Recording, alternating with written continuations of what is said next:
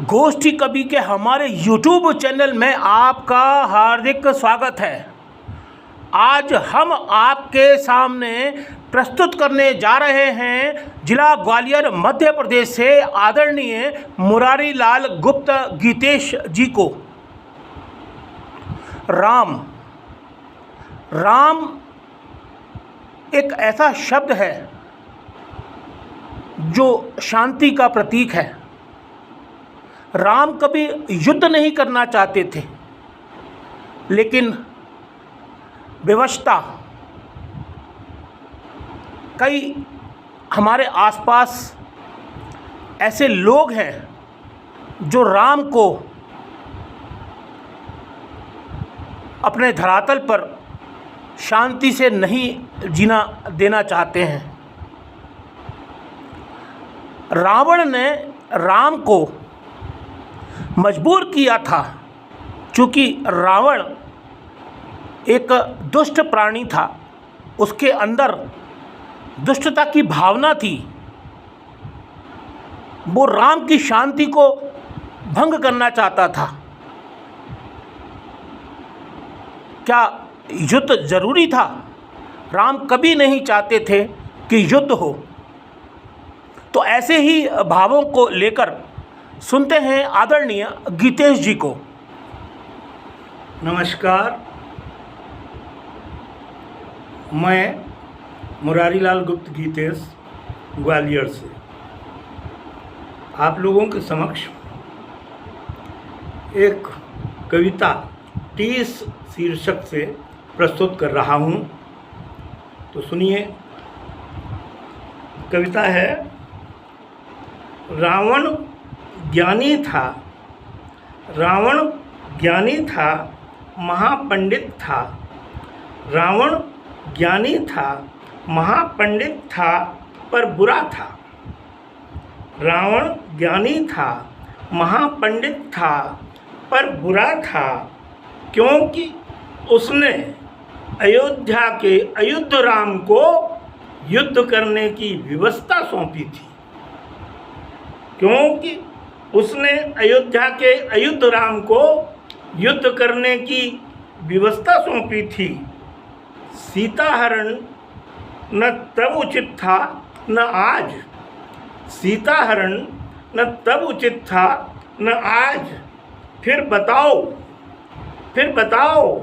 रावण की तरफदारी करें जो, फिर बताओ रावण की तरफदारी करें जो ऐसे आतताइयों को राक्षस न कहें तो क्या कहें।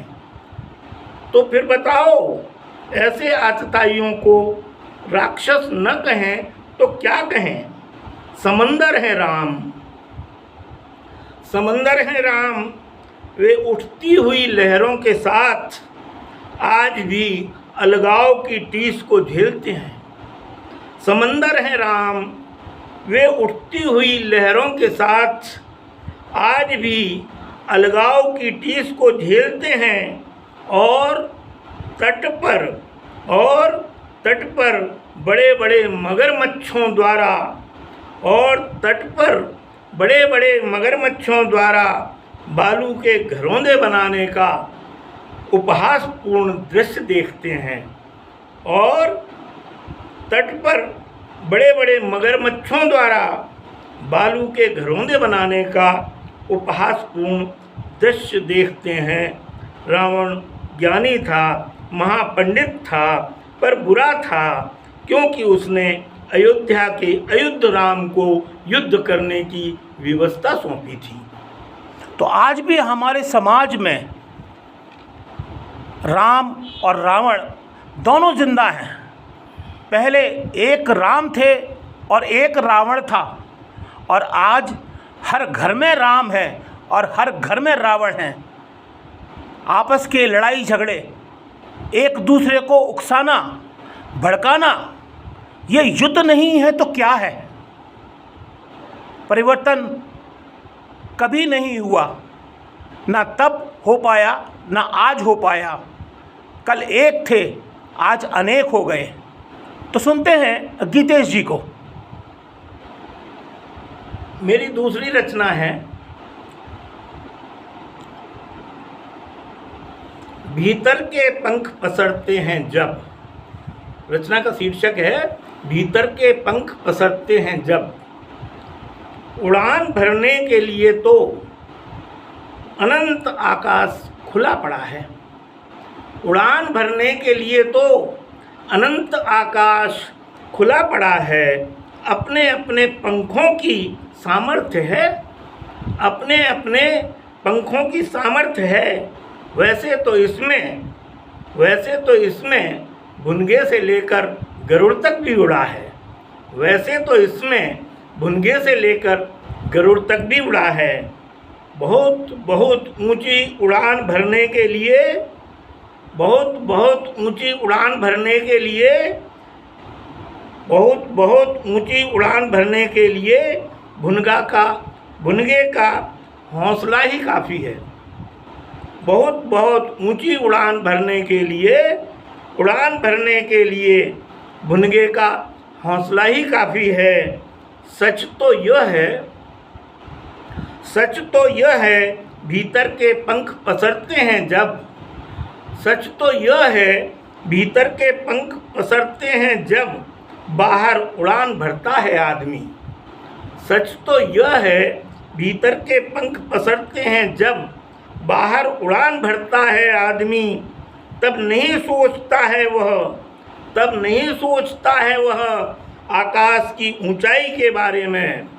तब नहीं सोचता है वह आकाश की ऊंचाई के बारे में। उसका हो जाता है एक लक्ष्य, उसे उड़ान भरना है। तब हो जाता है उसका एक लक्ष्य, उसे उड़ान भरना है। जो पंख उसे मिले हैं उनका भरपूर उपयोग करना है। उड़ान भरने के लिए तो अनंत आकाश खुला पड़ा है। उड़ान भरने के लिए तो अनंत आकाश खुला पड़ा है। अपने अपने पंखों के सामर्थ्य है। वैसे तो इसमें भुनगे से लेकर गरुड़ तक भी उड़ा है।